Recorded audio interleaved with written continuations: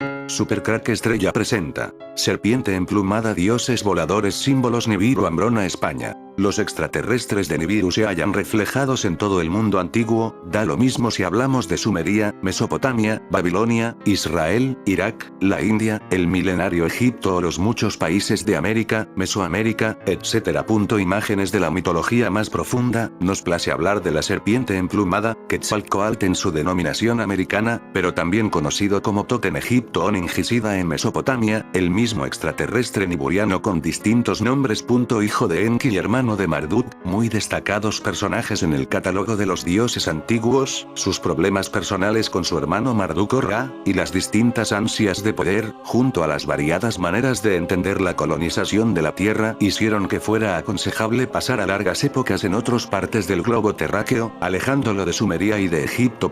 Magistrales enseñanzas del erudito sabio Secharia Sitchin, que nos desvela las verdades de los antiguos dioses de Sumer y de Mesoamérica. Tot, un célebre dios conocido por sus conocimientos en la arquitectura y en la observación de los astros, observatorios Próximo, Egipto, como en los Andes y en Stonehenge, entre otros muchos, por ejemplo el famoso templo de Gudea en Lagash, que fue mitificado por haber recibido el propio rey Gudea las instrucciones precisas con sus medidas exactas en revelaciones o sueños que le llegaron de parte de los dioses, el principal de ellos Ninurta, dios al que se le dedicó esta construcción. Los conocimientos tecnológicos de Tot se popularizaron por los escritos que dejó en legado y que inspiraron gran cantidad de movimientos filosóficos a lo largo de la historia. Las cabezas coronadas y adornadas con plumas han quedado como unas de las imágenes tradicionales en Mesoamérica, Sudamérica, América, como un recuerdo de antaño, de los tiempos oscuros en el tiempo, épocas muy antiguas. El simbolismo es muy claro, si recordamos que uno de los principales dioses es serpiente emplumada, Quetzalcóatl.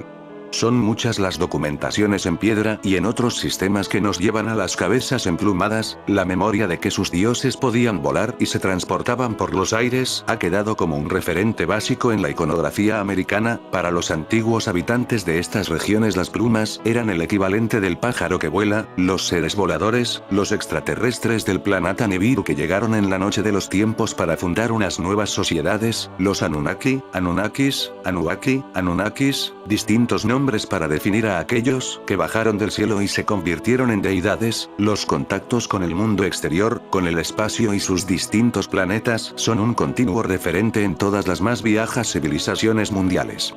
Lo que relato en este video puede parecer ciencia ficción, tal vez lo sea, pero hay algunas evidencias de que puedan ser hechos reales. Secharia Sitchin, 1920-2010, fue un escritor y autor de una serie de libros que promueven la teoría de los antiguos astronautas y el supuesto origen extraterrestre de la humanidad. Atribuye la creación de la cultura sumeria a los Anunnaki, o Nefilim, que procederían de un planeta llamado Nibiru, que supuestamente formaría parte del sistema solar. Sitchin afirmó que la mitología sumeria refleja este punto de vista, aunque sus afirmaciones han sido contestadas por diversos científicos, historiadores y arqueólogos. Sitchin interpretó las traducciones en lenguas modernas de los textos escritos en varias tablillas de arcilla que se encuentran en distintos museos del mundo. Según esta interpretación, habría que hablar de una nueva versión de la creación humana. Seres extraterrestres serían los responsables de la evolución de la especie humana mediante ingeniería genética. Sitchin fue autor de Crónicas de la Tierra, una serie de 7 libros en los que expuso el resultado de sus investigaciones. El 12º planeta, presentado en 1976, fue el primero de ellos. Según su reinterpretación de las traducciones realizadas por los expertos en lenguas sumerias, acadias y asirio-babilónicas, existe en el sistema solar un planeta llamado Nibiru que se acerca cada 3600 años a la Tierra, provocando alternativamente cambios positivos o catástrofes. La órbita con la que Nibiru ingresa a nuestro sistema solar, en el sentido de las agujas del reloj, al contrario que el resto de planetas, sería la causante de tales eventos, incluyendo un choque con un planeta que orbitaba entre Marte y Júpiter, y que dio lugar al cinturón de asteroides y a sucesivos cambios catastróficos en el sistema solar. Según dice Sitchin, en los textos sumerios se hablaría de una raza extraterrestre, los Anunnaki, que habrían creado a los humanos para que trabajaran como esclavos en sus minas de África y en en otros lugares de la Tierra, como América del Sur y Mesoamérica, con el fin de obtener minerales y metales, principalmente oro, según su interpretación, los creados por esos seres, al hibridar genes, mediante manipulación genética, de los primitivos humanos con los de los Anunnaki. Sitchin explica que la realeza era una combinación de dioses Anunnaki y humanos.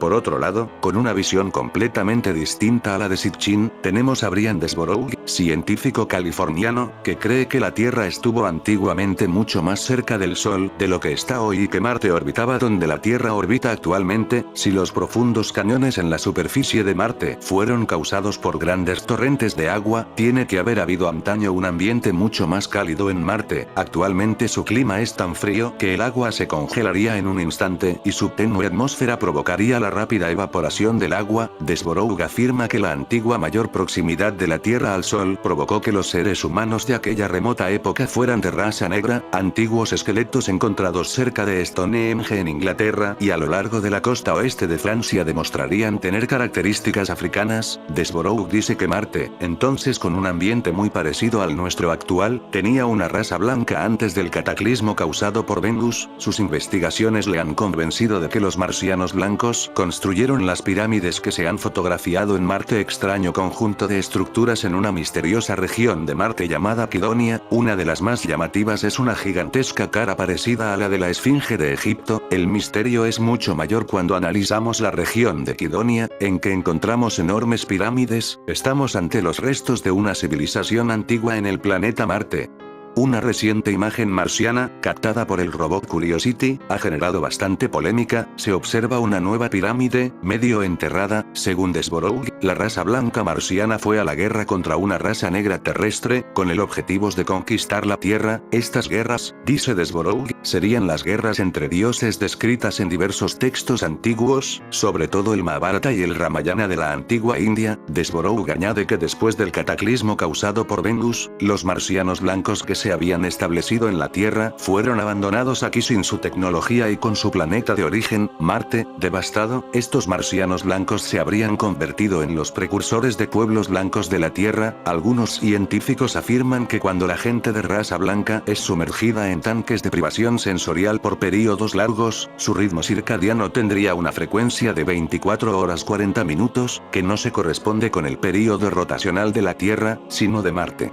Esto no sucedería con razas no blancas, que estarían en armonía con la rotación de la Tierra. Desborough cree que estos marcianos blancos eran una raza avanzada del mundo antiguo, conocida como los fenicios o los arios. Supuestamente empezaron un largo proceso para volver a alcanzar su anterior poder tecnológico, después de los trastornos que destruyeron la superficie de su propio planeta, Marte. Esta raza blanca habría influido en la civilización egipcia, alrededor del 3000 a.C., la meseta de Giza, donde fue construida la Gran Pirámide, antes era conocida como el Cairá, un nombre que derivaba del sustantivo árabe el Cair, de donde proviene el nombre de El Cairo, y que significa Marte. Los textos antiguos revelan que la medición del tiempo estaba muy relacionada con Marte, y el 15 de marzo, conocido como los idus de marzo, Marte, era una fecha clave en el calendario, como lo es el 26 de octubre, los idus de marzo, en el calendario romano, correspondían a los días 15 del mes de Martius. Los idus eran días de buenos augurios, que tenían lugar los días 15 de marzo, mayo, julio del resto de los meses del año, aunque marzo, Martius, mes consagrado al dios Marte, fue el tercer mes del calendario juliano. En el calendario romano más antiguo, fue el primer mes del año. Los días de fiesta observados por los romanos desde el primero de los idus reflejan su origen como celebraciones del año nuevo. Los idus de marzo, en los calendarios más antiguos, habrían sido los días correspondientes a la primera luna llena del año nuevo. El 26 de octubre era el final del año en el calendario celta. Las historias del Santo Grial del rey Arturo están relacionadas con este tema. Asimismo, Camelot parece que significaba ciudad de Marte. Parece que diversos trastornos cataclismos han afectado la Tierra. Ha sufrido entre el 11.000 a.C. y el 1500 a.C., el primer cataclismo terminó con la Era Dorada y arrasó las avanzadas civilizaciones que habían existido hasta entonces. Las razas extraterrestres o abandonaron el planeta o sobrevivieron en las altas montañas o en las profundidades de la Tierra. Muchos de los extraterrestres y la mayoría de los seres humanos de la Tierra no sobrevivieron. Los que lo hicieron tuvieron que empezar de nuevo sin la tecnología antes disponible. Los supervivientes de origen principalmente extraterrestre conservaron los conocimientos científicos avanzados. Algún nuevo cataclismo sucedió en el sistema solar hacia el 1588 a.C. que afectó a la rotación de la Tierra. Tal vez hace unos 3600 años pasó el planeta Nibiru cerca de la Tierra. Si fuese así, Nibiru estaría a punto de volver a pasar cerca de la Tierra. Arthur Poznański, en Guía General Ilustrada de Tiahuanaco, descubrió más inscripciones sobre las rocas de dos islas sagradas del lago Titicaca, y señaló que eran muy similares a las enigmáticas inscripciones descubiertas en la isla de Pascua, conclusión con la que, en la actualidad, suelen coincidir los expertos, pero se sabe que la escritura de la isla de Pascua pertenece a la familia de las escrituras indoeuropeas del Valle del Indo y de los hititas. Un rasgo común a todas ellas, incluidas las inscripciones del lago Titicaca, es su sistema como de arado de buey. La escritura de la primera línea comienza por la izquierda y termina por la derecha. En la segunda línea es al revés, terminando por la izquierda. En la tercera es igual que en la primera, y así sucesivamente. Sin querer entrar ahora en la cuestión de cómo llegó al lago Titicaca una escritura que imita a la de los hititas, parece que queda confirmada la existencia de una o más formas de escritura en el antiguo Perú. Así pues, también a este respecto, la información proporcionada por Montesinos demuestra ser correcta. Sí, a pesar de todo esto, le resulta todavía difícil de aceptar la inevitable conclusión de que hubo una civilización similar a la del Viejo Mundo en los Andes, hacia el 2400 a.C. Entonces aportaremos algunas evidencias más. Los expertos han ignorado por completo como pista válida la reiterada afirmación de las leyendas andinas, de que hubo una terrorífica oscuridad en tiempos remotos. Nadie se ha preguntado si no sería esta la misma oscuridad, o la no aparición del sol en el momento en que debería de haberlo hecho, de la cual hablan las leyendas mexicanas en el relato de Teotihuacán y sus pirámides. Pues, si de verdad sucedió este fenómeno, que el sol no salió y la noche se hizo interminable, debió de ser algo que se pudo observar en todo el continente americano. Los recuerdos colectivos mexicanos y los andinos parecen corroborarse entre sí en este punto, apoyando así la veracidad de ambos, como dos testigos ante un mismo acontecimiento. Pero, por si esto no fuera lo suficientemente convincente, podemos recurrir a la Biblia en busca de evidencias, y podemos recurrir nada menos que a Josué como testigo. Estos tendría relación con los 3 días de oscuridad que algunos religiosos vieron en sus sueños que ocurrirá a la tierra. Según Montesinos y otros cronistas, un acontecimiento de lo más inusual tuvo lugar durante el reinado de Titu Yupanqui Pachacuti II, 15º monarca del Imperio Antiguo. Fue en el tercer año de su reinado, en que las buenas costumbres se olvidaron y la gente se entregó a todo tipo de vicios, cuando no hubo amanecer durante 20 horas. Es decir, la noche no terminó cuando tendría que haberlo hecho y la salida del sol se retrasó durante 20 horas, después de un gran lamento, de confesiones de los pecados, sacrificios y oraciones, el sol apareció finalmente. Esto no pudo ser un eclipse, ya que no fue que el sol se viera oscurecido por una sombra. Además, ningún eclipse dura tanto, y los peruanos eran conocedores de estos eventos periódicos. El relato no dice que el sol desapareciera. Dice que no salió, no hubo amanecer, durante 20 horas, fue como si el sol, donde quiera que estuviera escondido, se hubiera parado de pronto. Si los recuerdos andinos son ciertos, en algún otro lugar, en la otra parte del mundo, el día tuvo que ser igual de largo, y no debió terminar cuando debería de haber terminado, por ser un día 20 horas más largo. Increíblemente, este acontecimiento está registrado, y en ningún sitio mejor que en la misma Biblia. Fue cuando los israelitas, bajo el liderazgo de Josué, acababan de cruzar el río Jordán y de entrar en la tierra prometida, después de tomar las ciudades fortificadas de Jericó y Ai. Fue cuando todos los reyes amorreos formaron una alianza para crear una fuerza combinada contra los israelitas. Una gran batalla tuvo lugar en el valle de Aijalón, cerca de la ciudad de Gabaón. Comenzó con un ataque nocturno de los israelitas, que puso a los cananeos en fuga. Al amanecer, cuando las fuerzas cananeas se reagruparon cerca de Bet-Jorón, desde el cielo sobre ellos y murieron. Hubo más de ellos que murieron por las piedras que los que murieron por la espada de los israelitas. Entonces Josué le habló a Yahvé, el día en que Yahvé entregó a los amorreos a los hijos de Israel, diciendo: a la vista de los israelitas, que el sol se detenga en Gabaón y la luna en el valle de Aijalón. Y el sol se detuvo, y la luna se paró, hasta que el pueblo se vengó de sus enemigos. Cierto es, pues todo esto está escrito en el libro de Jasar. El sol se detuvo en mitad de los cielos y no se apresuró en bajar en casi un día entero. El incidente, cuya singularidad se reconoce en la Biblia, no hubo un día como aquel, ni antes ni después, al tener lugar en el lado opuesto de la Tierra con respecto a los Andes, describiría por tanto un fenómeno que sería el inverso al sucedido en América. En Canaán, el sol no se puso durante unas 20 horas. En los Andes, el sol no salió durante el mismo lapso de tiempo. ¿Acaso no describen los dos relatos el mismo acontecimiento y, por provenir desde dos lados diferentes de la Tierra, atestiguan su veracidad? Lo que pudo suceder todavía es un enigma. La única pista bíblica es la mención de las grandes piedras que cayeron del cielo, dado que sabemos que lo que los relatos describen no es la detención del sol y la luna, sino una alteración en la rotación de la Tierra sobre su eje. Una explicación posible sería la de que un cometa o el planeta Nibiru hubiera pasado demasiado cerca de la Tierra, y, dado que algunos cometas orbitan el sol en dirección opuesta a las manecillas del reloj, que es la inversa a la dirección orbital de la Tierra y el resto de planetas, su fuerza cinética podría haber contrarrestado temporalmente la rotación de la Tierra, provocando una ralentización. Sea cual sea la causa exacta del fenómeno, lo que nos interesa ahora es su ubicación temporal. Eminentes arqueólogos y expertos bíblicos llegaron a la conclusión de que el éxodo tuvo lugar alrededor del 1500 a.C., dado que los israelitas erraron por los desiertos del Sinaí durante 40 años, el acontecimiento observado por Josué tuvo que ocurrir poco después. El fenómeno opuesto, la noche interminable, ocurrió en los Andes al mismo tiempo. Desgraciadamente, la forma en que los escritos de Montesinos han llegado hasta los expertos actuales deja algunas lagunas en los datos relativos a la duración del reinado de cada monarca, y esto nos obligará a obtener la respuesta dando un rodeo. El acontecimiento, según nos informa Montesinos, tuvo lugar en el tercer año del reinado de Titu Yupanqui Pachacuti II. Para determinar este momento, tendremos que calcular desde ambos extremos. Se nos dice que los primeros 1000 años desde el punto cero se cumplieron durante el reinado del cuarto monarca, es decir, en el 1900 a.C.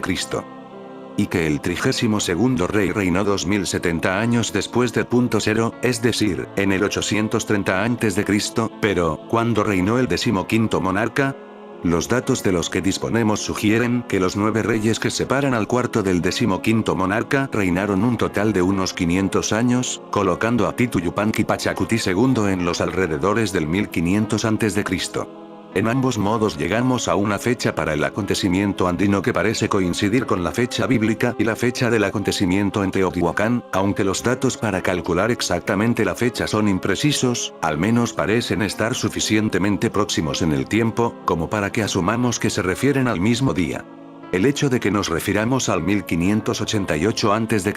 es que coincide con el posible paso de Nibiru cerca de la Tierra. La impactante conclusión es evidente. El día en que el sol se detuvo en Canaán fue la noche sin amanecer en las Américas. El acontecimiento, así verificado, se levanta como una prueba irrefutable de la veracidad de los recuerdos andinos de un imperio antiguo que comenzó cuando los dioses concedieron a la humanidad la varita de oro en el lago Titicaca. Los expertos han estado pugnando durante generaciones con este relato del capítulo 10 del libro de Josué. Algunos lo han descartado como mera ficción, otros ven en él los ecos de un mito, y otros más intentan explicarlo en términos de un eclipse de sol inusualmente prolongado. Pero no solo es que estos eclipses de sol son desconocidos, sino que, además, el relato no habla de la desaparición del sol, al contrario, relata un acontecimiento en el cual el sol continuó viéndose, colgado en los cielos, durante casi un día entero, digamos 20 horas. El programa espacial de la NASA en los Estados Unidos recientemente comprobó la veracidad de un hecho en la Biblia que se había considerado como un mito. El señor Harold Hill, presidente de la compañía automotora Curtiss de Baltimore, Maryland, y consejero del programa espacial, relata el siguiente suceso. Una de las cosas más asombrosas que Dios ha hecho entre nosotros sucedió recientemente con nuestros astronautas y científicos espaciales en Greenville, Maryland. Estaban verificando la posición del Sol, la Luna y los planetas para saber dónde se encontrarían dentro de 100 años y en los próximos 1000 años. Es indispensable saber esto para poder enviar satélites al espacio y evitar que choque con algo una vez que han entrado en órbita. Se debe proyectar la órbita en términos de la vida del satélite y saber la posición de los planetas para que no destruyan los satélites. Se hizo que la computadora corriera a través de los siglos y de repente se detuvo. La computadora empezó a dar una señal roja de alerta indicando que había algún error en la información con la que había sido alimentada. implementada o con los resultados al ser comparados con las normas establecidas, decidieron entonces llamar a la oficina de mantenimiento para revisarla. Los técnicos encontraron que la computadora estaba en perfectas condiciones. El director de operaciones de IBM preguntó cuál era el problema y para su sorpresa la respuesta fue: hemos encontrado que falta un día en el universo del tiempo transcurrido en la historia.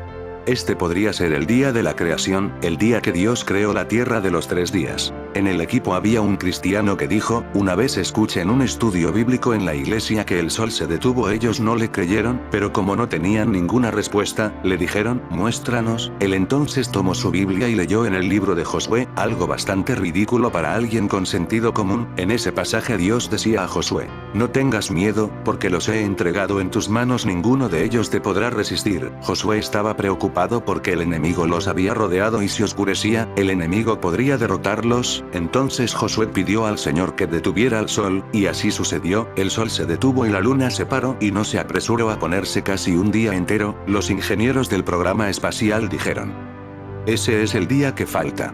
Rápidamente verificaron en la computadora retrocediendo en el tiempo a la época descrita en la Biblia y descubrieron que se aproximaba, mas no era el lapso de tiempo exacto. El lapso que faltaba en la época de Josué era de 23 horas y 20 minutos, no era un día completo. Leyeron nuevamente en la Biblia y allí decía: casi un día entero. Josué 10:13. Estas palabras en la Biblia son muy importantes. Parte del problema había sido solucionado, no obstante, faltaban 40 minutos, esto ocasionaba un grande problema. Si no aparecían esos 40 minutos, había grandes discrepancias en los cálculos espaciales, debido a que los minutos se multiplican muchas veces en órbitas. Este cristiano recordó que hay un lugar en la Biblia donde se menciona que el sol retrocedió. Sus compañeros le dijeron que estaba loco, sin embargo, permitieron que les mostrara en el segundo libro de Reyes, capítulo 20:8-10, donde la Biblia narra que Ezequías, quien estaba a punto de morir, fue visitado por el profeta Isaías, el cual le dijo que no moriría. Ezequías no creyó y le pidió por tanto una señal diciendo: avanzar a la sombra 10 grados o retrocederá 10 grados, y Ezequías respondió: fácil cosa es que la sombra decline 10 grados, pero no que la sombra vuelva 10 grados. 10 grados son exactamente 40 minutos, 23 horas y 20 minutos en Josué, más 40 minutos en Segunda de Reyes, completan las 24 horas que los hombres del programa espacial tuvieron que añadir a la historia como el día que faltaba en el universo. Después del cataclismo del 11.000 a.C. Entre los extraterrestres sobrevivientes había los que deseaban usar sus conocimientos positivamente y comunicar su conocimiento a la humanidad, y aquellos que trataron de acumular los conocimientos y usarlos para manipular y controlar a la humanidad. La lucha entre estos dos grupos sobre el uso de los conocimientos continúa hasta la actualidad. Mientras las sociedades se recuperaron de los trastornos del 11.000 a.C., otros cataclismos causaron más devastación durante los miles de años que siguieron. David Icke, autor del libro El Mayor Secreto, el libro que cambiará el mundo, no cree que los Anunnaki de las tablillas sumerias de Sitchin y los marcianos blancos propuestos por Brian Desborough sean los mismos seres, aunque bien puede haber cierta conexión genética entre ellos. Y que piensa que los Anunnaki son una raza de base reptil. Aún tenemos en nuestras cabezas estructuras cerebrales muy parecidas a las del caballo y el cocodrilo, dice el neurofisiólogo Paul MacLean, del National Institute of Mental Health, NIM. No sé si habéis oído hablar del complejo R o cerebro reptiliano. De acuerdo a la teoría de Paul MacLean, el cerebro humano resulta de la superposición e integración de las funciones de 3 cerebros distintos, con diferentes características estructurales, neurofisiológicas y de comportamiento. El cerebro es una masa arrugada de aproximadamente 1,4 kilogramos que se comporta como un sistema que recibe, procesa y emite información. Rige nuestros movimientos, pensamientos, recuerdos, gustos, anhelos, sueños y es el órgano que nos hace ser quienes somos. El cerebro es un sistema autorregulado que dispone de 10 billones de neuronas que se interconectan y se comunican unas con otras, a fin de realizar todos los procesos necesarios para nuestra existencia. Se comunican entre ellas y procesan emiten información mediante señales químicas y eléctricas, y la actividad normal cerebral requiere que estas señales funcionen de manera equilibrada. A lo largo de su evolución, el cerebro humano adquirió 3 componentes que fueron surgiendo y superponiéndose. Uno de ellos es el cerebro primitivo, arquipalio, constituido por las estructuras del tronco cerebral, bulbo, cerebelo, ponte y mesencéfalo, con el más antiguo núcleo en la base, el globo pálido y bulbos olfatorios. Se dice que corresponde al cerebro reptiliano, también llamado complejo R por el neurofisiólogo Paul MacLean. Luego vemos el cerebro intermedio, paleo, formado por las estructuras del sistema límbico. Se dice que corresponde al cerebro de los mamíferos inferiores. En la capa superior está el cerebro superior o racional, neopaleo, que comprende la mayor parte de los dos hemisferios cerebrales, formado por el neocórtex, y algunos grupos neuronales subcorticales. Este último solo es compartido por los mamíferos superiores, incluyendo a los primates y el hombre. Esas tres capas se desarrollan de manera superpuesta durante la evolución embrionaria y del feto, y también cronológicamente en la evolución de las especies, filogenia, desde el lagarto hasta el Homo sapiens. En palabras de MacLean, son como tres computadoras biológicas que, aunque íntimamente interconectadas, conservan cada una sus propias formas peculiares de inteligencia, subjetividad, sentido del tiempo y del espacio, memoria, motricidad y otras funciones menos específicas. Tal como hemos dicho antes, la parte de nuestro cerebro que es más primitiva es el cerebro básico, instintivo y reptiliano. Esta parte del cerebro está formada por los ganglios basales, el tallo cerebral y el sistema reticular. Es esa parte la que se ocupa de las actividades intuitivas. Alojado en el tronco cerebral, es la parte más antigua del cerebro y se calcula que se desarrolló hace unos 500 millones de años. Se encuentra presente primordialmente en los reptiles. Los reptiles son las especies animales con un menor desarrollo cerebral. El suyo está diseñado para manejar la supervivencia desde un sistema binario. Huir o pelear, con muy poco o ningún proceso sentimental, tiene un papel muy importante en el control de la vida instintiva y se encarga de autorregular el organismo. Por lo tanto, este cerebro no está capacitado para pensar, ni sentir.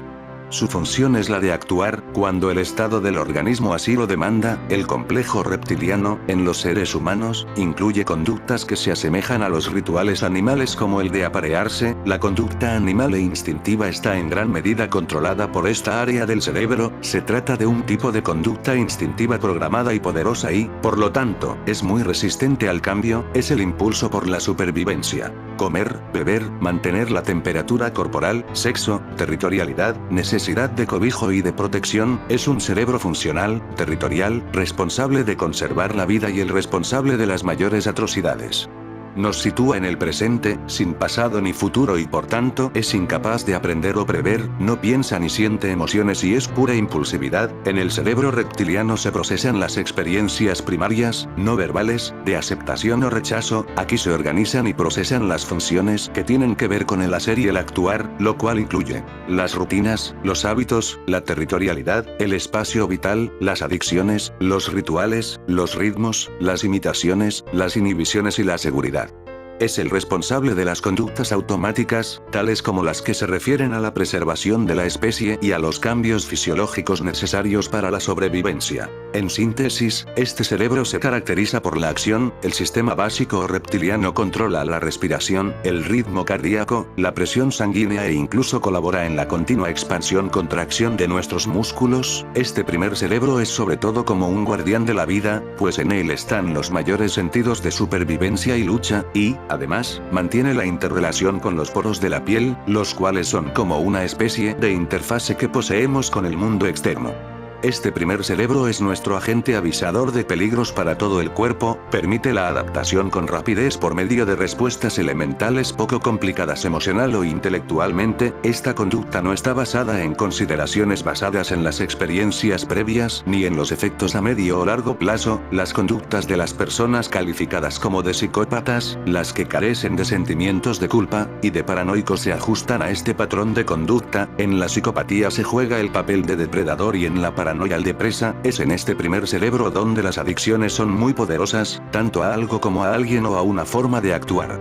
Por decirlo de alguna forma rápida, este primer cerebro es una herencia de los períodos cavernarios, donde la supervivencia era lo esencial. El cerebro reptil sustenta una parte de la mente inconsciente, o subconsciente, donde se graba, se aloja y se desarrolla el trauma psicológico, aquello que determina la mayoría de miedos y fobias que conforman la mente reactiva, la cual, en algunas ocasiones, lleva al ser humano a comportarse como un animal salvaje. El sistema límbico del cerebro pertenece a la evolución intrínseca de los mamíferos mamíferos, es el encargado de gestionar las emociones, artífice de la ira, el miedo, la pasión y el amor. La parte reptiliana del cerebro posee un poder atávico dentro de nuestras vidas, que es el impulso y el lugar donde se revelan los rituales más ancestrales, sexo, territorialidad o necesidad de cobijo. En este punto tenemos que incidir en algo que hemos detallado en otros artículos, como los dioses serpiente y dragón en la mitología, reflejan una realidad en las antiguas civilizaciones. El aspecto reptiliano de los dioses bíblicos era un secreto bien guardado y ocasionalmente solo es perceptible en algunos párrafos del Antiguo Testamento, como por ejemplo la adoración del serapimo serpiente de bronce en el incidente durante el Éxodo. Hay muchas más referencias, muchas de ellas explícitas en distintos mitos y leyendas de todo el mundo. También son muy comunes los mitos sobre las serpientes de la sabiduría que iluminaban a la humanidad. En el libro de Génesis, Dios castiga a la serpiente por haberle dado a Eva la fruta prohibida declarando: sobre tu vientre andarás y polvo comerás todos los días de tu vida. Génesis 3:14. De esta manera la Biblia daba a entender que la serpiente antiguamente tenía brazos y piernas, pero que al ser maldecida le fue quitado este privilegio. También en las viejas catedrales europeas se ven adornos de gárgolas, que son un tipo de reptil. Asimismo, también hay muchas referencias al cruce entre dioses y humanos, así como a manipulaciones genéticas con humanos, lo que aún fortalecería más la idea del posible origen de esta parte reptiliana del cerebro. El Dr. Arthur David Horn, un ex profesor de antropología biológica en el Colorado State University, en Fort Collins, había creído en la versión darwinista de la evolución humana, que implicaría un lento desarrollo de la especie humana en base a la supervivencia del más apto, pero actualmente está convencido que la humanidad fue manipulada genéticamente por extraterrestres y que una raza reptiliana ha controlado el planeta durante miles de años, y lo continúa haciendo en la actualidad. Las investigaciones del Dr. Horn están detalladas en su libro Humanities Extraterrestrial Origins, Orígenes extraterrestres de la humanidad, en el que sugiere que las tablillas sumerias refieren como los Anunnaki serían esta raza reptiliana, los ángeles caídos de la Biblia, donde además nos dicen que vio caer a Satanás el dragón en forma de rayo. El famoso astrofísico británico, Fred Hoyle, dijo en una conferencia de prensa en Londres, en 1971, que el mundo estaba controlado por una fuerza que podía manifestar en muchas formas, están por todas partes, dijo a los asombrados periodistas, en el cielo, en el mar y sobre la tierra. Añadió que efectuaron un control mental sobre la humanidad. Ha habido otras razas extraterrestres en la Tierra, y todavía las hay, además de la raza extraterrestre que los sumerios llamaron los Anunnaki y otros textos antiguos llamaron la raza serpiente. Bien podría haber sido que algunos de los otros extraterrestres fueran a la guerra con los Anunnaki. Los textos antiguos registran estas guerras de los dioses, incluir conflictos entre razas extraterrestres diferentes, así como aquellas descritos en las tablillas sumerias, que parecían involucrar facciones de Anunnaki peleando entre sí. Jesús Cristo dijo en una ocasión: Jesús advierte sobre las razas de víboras, los reptilianos. Mateo 23:1-39.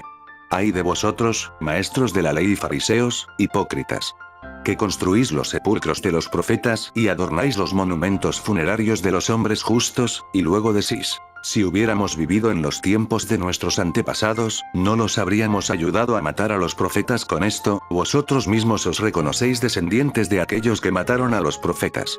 Acabad de hacer, pues, lo que vuestros antepasados comenzaron. Serpientes, raza de víboras. ¿Cómo vais a escapar al castigo del infierno? Mirad, yo os voy a enviar profetas, sabios y maestros. A unos mataréis y crucificaréis, y a otros golpearéis en las sinagogas y perseguiréis de ciudad en ciudad. Pues bien, así caerá sobre vosotros el castigo por la muerte de todos los inocentes que han sido asesinados en el mundo, desde Abel el justo hasta Zacarías hijo de Berequías, a quien matasteis entre el santuario y el altar. Os aseguro que el castigo por todo ello caerá sobre la gente de hoy. Jerusalén, Jerusalén, que matas a los profetas y apedreas a los mensajeros que Dios te envía. ¿Cuántas veces quise reunir a tus hijos como la gallina reúne a sus pollitos bajo las alas, pero no quisisteis? Pues mirad, vuestro hogar va a quedar desierto.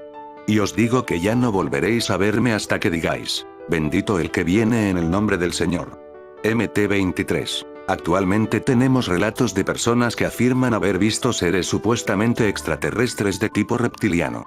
Jason Bishop III, un investigador del fenómeno extraterrestre, Dice que los reptilianos son mucho más altos que los humanos y tienen sangre fría como los reptiles de la Tierra, parecen ser menos sensibles emocionalmente que los humanos, aunque son sumamente inteligentes y poseen una tecnología muy avanzada. Los relatos modernos de seres reptiloides se ajustan a las descripciones de muchos dioses del mundo antiguo en los textos y leyendas. La cultura Ubaid o el Obeid existió entre el 5000 y el 4000 a.C.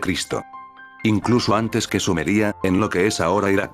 Corresponde a un período protohistórico de Mesopotamia. El Obeid o el Ubaid son las transcripciones al alfabeto latino del topónimo árabe actual que corresponde arqueológicamente a una población de la Baja Mesopotamia, cuya cultura se conoce como cultura de El Obeid. Esta cultura es considerada como el primer estadio de la civilización sumeria, manteniéndose la incógnita del origen real de los sumerios como pueblo. El tel o colina que identifica a este yacimiento arqueológico se localiza a poca distancia al oeste de la antigua ciudad de Ur. Los primeros testimonios de esta cultura se han datado hacia el 5000 a.C., alcanzando su mayor desarrollo hacia el 4500 a.C., en torno al 4000 AC. Esta cultura se halla extendida por gran parte del Oriente Medio, prolongándose hasta el 3700 a.C. aproximadamente. El comienzo de esta etapa coincide aproximadamente con la entrada en la región de nómadas provenientes de los montes sagros. Arqueológicamente, el período Obeid está dividido en 4 subperíodos. Durante el período de El Obeid la agricultura avanzó gracias al control de las aguas en superficie, mediante técnicas de regadío a base de canales. Este desarrollo permitió que la agricultura floreciera en nuevas áreas de Mesopotamia. La cerámica de este período se desarrolló mediante unos rasgos muy característicos. Las formas cerámicas van evolucionando, con la aparición de paredes cerámicas más finas, vasos tortuga, jarras dotadas de asas, e incluso botellas con largos cuellos. La expansión de esta cerámica por toda la cuenca mesopotámica hasta el Mediterráneo es una muestra del impulso que vivió la cultura de El Obeid. Realizó progresos en la metalurgia, ya que se han encontrado moldes y cobre. Los metales provenían del Cáucaso. Es la primera cultura en la que se ha detectado el desarrollo de planchas de arcilla con incisiones. Posteriormente evolucionaron a los sellos cilíndricos que se colgaban del cuello, y que incorporarán inscripciones de escritura con la aparición del cuneiforme. En el período Obeid se encuentran los primeros restos de edificios religiosos integrados en las ciudades. Inicialmente tenían la forma de terrazas, edificios de planta rectangular y techo plano. Estas construcciones son el origen de los sigurats, formados por la superposición de varias terrazas de anchura decreciente. Sus templos eran de mayores proporciones que los de Eridu, superando los 12 metros cuadrados. Los ajuares funerarios destacan por sus figurillas con cabeza en forma de serpiente, características del culto a la diosa madre. Entre los mitos de esta cultura, destacará el de la diosa Inanna o Ishtar. Las estatuillas de los dioses del período Obeid son representaciones claras de humanoides del tipo reptiloide. Podemos observar una estatuilla reptiloide abrazando a un bebé reptiloide. La región donde aparecieron las culturas Ubaid y Sumeria es fundamental para nuestra historia, y las estatuillas Obeid retratan físicamente las descripciones de los dioses que dominaban muchas sociedades antiguas. Las culturas centroamericanas tenían también su particular dios serpiente alado, Quetzalcoatl. Los indios Hopi tenían el dios serpiente emplumado, Baolinconga. En general, la cultura americana está llena de imágenes de serpientes, incluyendo el misterioso túmulo de tierra de forma de serpiente en hoyo. Los egipcios tenían su dios serpiente, Knep, y los faraones se representaban a menudo rodeados de serpientes. Los fenicios tenían a Agathodemon, otra imagen de serpiente. Los hindúes hablan de los dioses reptiles, los nagas, que eran considerados una raza de demonios en la leyenda india, y su nombre significa aquellos que no caminan, sino se arrastran. Los seguidores del vudú tienen un dios que ellos llaman Dambayawedo, que es retratado como una serpiente. Los hebreos tenían a Nakustan, la serpiente de latón, el símbolo del disco al lado de los sumerios, que es encontrado por todo el mundo antiguo. Era representado normalmente con dos serpientes. El simbolismo de la serpiente y su asociación con dioses antiguos abunda en todo el mundo. El reverendo John Bathurst de Anne, en su libro The Worship of the Serpent, la adoración de la serpiente, escribió: uno de los 5 constructores de Tebas, en Egipto, fue nombrado por el dios serpiente de los fenicios, Ofión. El primer altar levantado en honor a los cíclopes, en Atenas, era para Ots, la deidad serpiente. La adoración simbólica de la serpiente era tan común en Grecia, que San Justino Mártir acusa a los griegos de introducirla en los misterios de todos sus dioses. Los chinos se dice que son supersticiosos al elegir una parcela de tierra para erigir una casa como morada o sepulcro, comparándolo con la cabeza, la cola y pies de dragones diversos que viven bajo la tierra. La idea de dragones lanzando lenguas de fuego y de serpientes malvadas que aparecen en leyendas en todo el mundo, podrían haberse originado en los dioses reptiloides de hace miles de años. Esta era la gente serpiente de textos antiguos, incluyendo la Biblia, donde la serpiente es un tema repetitivo. También hay un tema recurrente sobre un lugar sagrado que está protegido por una serpiente o dragón. Tenemos la serpiente en el jardín del Edén y el tema de serpiente-dragón es universal. Los persas hablaron de una región de dicha llamada Edén, o Edén, que era la más hermosa del mundo, era la morada original de los primeros hombres, decían, antes de que fueran tentados por el espíritu maligno, en forma de una serpiente, a compartir la fruta del árbol prohibido. También está el árbol Bamjón, bajo el que el Jesús hindú, conocido como Krishna, se sentó sobre una serpiente enrollada y otorgó conocimientos espirituales a la humanidad. Los antiguos griegos tenían una tradición de las islas de los benditos y el jardín de las especies hacia el oeste, en que crecía un árbol que producía las manzanas doradas de la inmortalidad. Este jardín era protegido por un dragón. En los libros sagrados chinos hay un jardín en que crecían árboles que producían la fruta de la inmortalidad y que también era protegido por un dragón alado. En relatos mexicanos antiguos, su versión de la historia de Eva involucra una gran serpiente macho. Otra leyenda hindú habla de la montaña sagrada de Merú vigilada por un dragón terrible. Hay lugares sagrados protegidos por dragones temibles de un ser mitad reptil mitad humano, dando conocimientos espirituales a humanos. La especie reptil tiene una larga conexión con la Tierra, que se remonta al período de más de 150 millones de años en que dominaron los dinosaurios.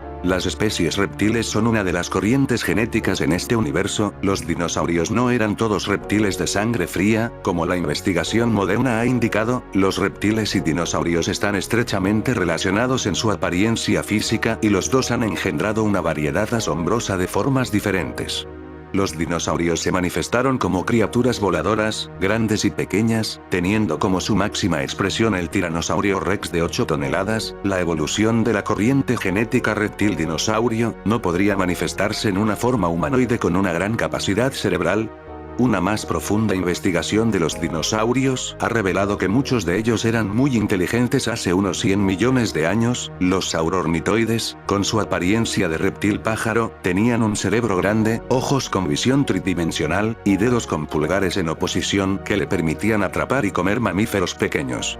Adrian J. Desmond, uno de los investigadores en dinosaurios, dice que criaturas como los saurornitoides estaban separadas de otros dinosaurios por la misma distancia que separa a los hombres de las vacas.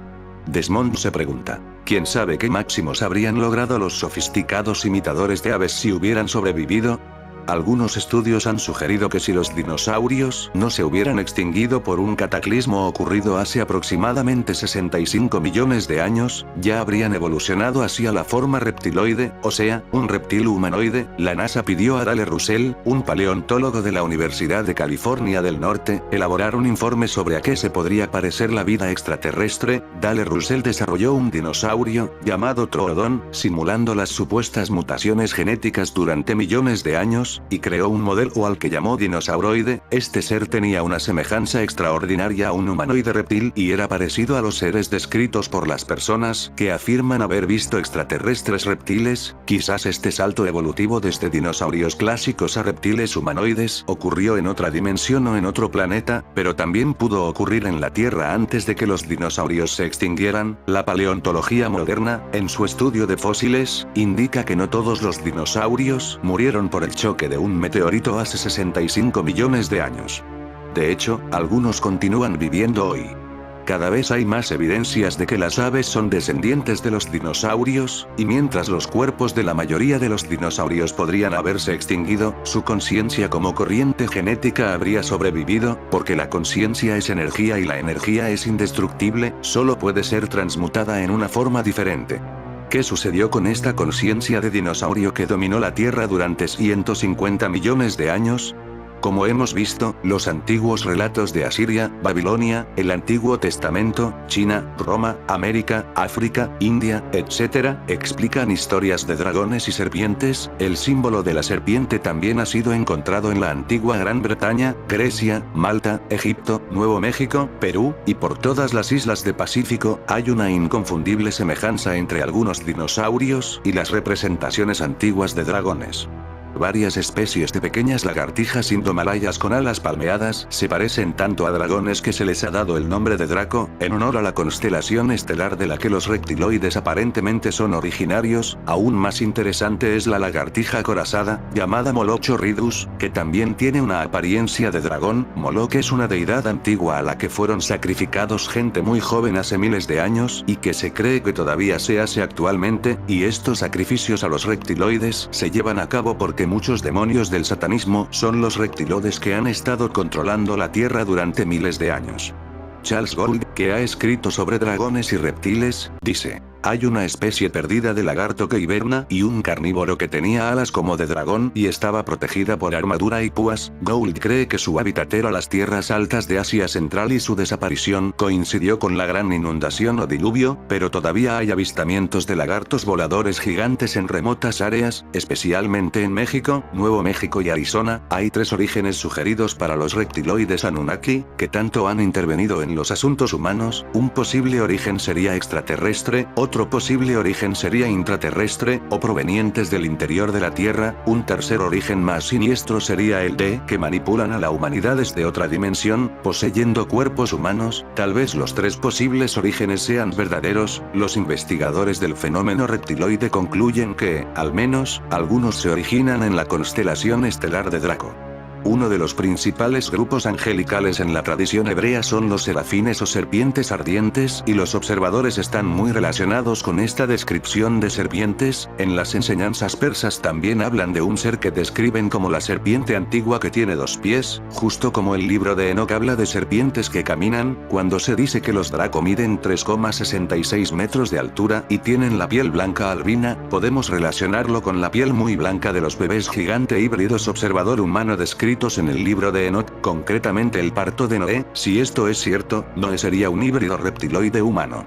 Y, significativamente, muchos pueblos han reclamado ser descendientes de Noé, que implicaría ser descendientes de los observadores Anunnaki reptiloides. En la mitología hebrea, los Nefilim son descritos como Awim, que significa devastadores o serpientes. En los rollos del Mar Muerto, Noé es descrito como parecido a los hijos de los ángeles caídos del cielo, cuya concepción era debida a los observadores y a los Nefilim. En la tradición judía, Eva es vista como la madre ancestral de los Nefilim y asociada con palabras hebreas que significan vida y serpiente. Eva fue tentada por la serpiente. De acuerdo con el Génesis, en el libro de Enoc se nos dice que entre los observadores que revelaron los secretos a los humanos estaba Gadriel, el ángel caído que ha sido identificado como el que tentó a Eva. El libro de Enoc fue prohibido por la Iglesia Católica Romana, que trató de negar la creencia cristiana en la existencia de ángeles de carne y hueso, así como de ángeles caídos habitando cuerpos físicos y cruzándose con humanos. Pero los francmasones, que romana, siempre han considerado a Enoc como uno de sus fundadores legendarios. El mismo nombre Enoc significa iniciado. El tema de los ángeles caídos que dan los secretos prohibidos a la humanidad puede ser encontrado en el libro de Enoc y otras obras. Entre estos narradores de secretos está Azazel, que enseñó el arte de la elaboración de metal, y Shemyasa, que enseñó las artes mágicas. Es famoso el dios griego Prometeo, que se dice que robó fuego, o conocimiento, de los dioses y se lo dio a humanos. Sorprendentemente podemos ver una estatua de oro de Prometeo en el Rockefeller Center de Nueva York. Los Rockefeller son completamente conscientes del verdadero significado y el trasfondo de la leyenda de Prometeo. El observador llamado Azazel es el origen de la cabeza de cabra en el ritual satánico y del término chivo expiatorio. De acuerdo con el libro de Levítico, los israelitas sacrificarían a 2 cabras machos el Yom Kippur, el día del perdón o día de la expiación. Uno era ofrecido a Dios y el otro a Azazel. El sacerdote ponía ambas manos sobre la cabeza de la cabra para Azazel y confesaba los pecados de las personas. Entonces la cabra era llevada al desierto y arrojada por un despeñadero, simbolizando el ángel caído Azazel. En el libro del Apocalipsis Azazel es encadenado en el desierto, o abismo. y que cree que se refiere al encarcelamiento en la cuarta dimensión inferior. La cabeza de cabra de Azazel, un ángel caído reptiloide, es simbolizada por la estrella de 5 puntas invertida del satanismo. Las razas extraterrestres han estado visitando la Tierra con propósitos diferentes durante millones de años, y sus cruces han creado las diversas corrientes raciales. Hace alrededor de 450.000 años los Anunnaki llegaron a la Tierra. Se trataba de una raza reptiloide, conducida por los Draco alados y albinos, que trataron de apoderarse del planeta. Es probable que en aquel tiempo también hubiesen colonizado y habitado Marte. Por mucho tiempo los Anunnaki vivieron abiertamente como reptiloides, pero tal vez debido a la hostilidad de otras razas extraterrestres y de la humanidad, encubrieron su aspecto, aparentando ser humanos. Planificaron un programa de cruzamiento que creó linajes híbridos humano-reptiloide, a través de los que podían operar desde la cuarta dimensión inferior. Los reptiloides de la cuarta dimensión usan sus cuerpos humanos como un vestido genético, y cuando un cuerpo muere, el mismo reptiloide muda a otro cuerpo cruce para infundir genética reptiloide en estos linajes. Convierte esta posesión más fácil con aquellos que tienen menos genes reptiloides. Esta es la razón por la que la Hermandad de Babilonia mantiene registros detallados de las líneas genéticas. Entonces saben qué personas pueden ser poseídas más fácilmente que otras. Los reptiles tratan, sin embargo, de influir estimulando los patrones de comportamiento de la región reptil del cerebro, tales como pensamiento jerárquico, agresión, conflicto, división, falta de compasión y una necesidad por el ritual. Hay muchos ejemplos de obsesión humana con el ritual. Los reptiloides han usado la raza blanca como su base principal para el control global, pero también se han cruzado con otras razas, incluyendo los chinos, japoneses, árabes y judíos. Todo esto permite a los reptiloides controlar personas y organizaciones. Es la versión extraterrestre de miembros de la misma sociedad secreta trabajando en lugares de influencia, mientras que el resto de la población no tiene ninguna idea de ello. ¿Qué sucedería si la misma fuerza está controlando a todos los que ocupan posiciones de poder? Entonces sería una dictadura. Y parece que esto es lo que está ocurriendo con los reptiloides, actuando a través de la red de sociedades secretas. El libro de Enoch dice que los nacidos de la sangre de los Nefilim, o híbridos reptiloide-humano, están destinados a afligir, oprimir, destruir, atacar, batallar y trabajar la destrucción en la Tierra. En los Estados Unidos hay una organización llamada los Hijos de Jared, nombrados así en honor al padre de Enoch.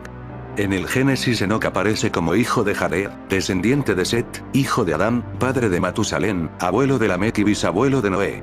Este Enoch anduvo con Yahvé, y desapareció porque Yahvé se lo llevó. Por la fe Enoch fue trasladado para no ver la muerte, y no fue hallado, porque lo trasladó Dios.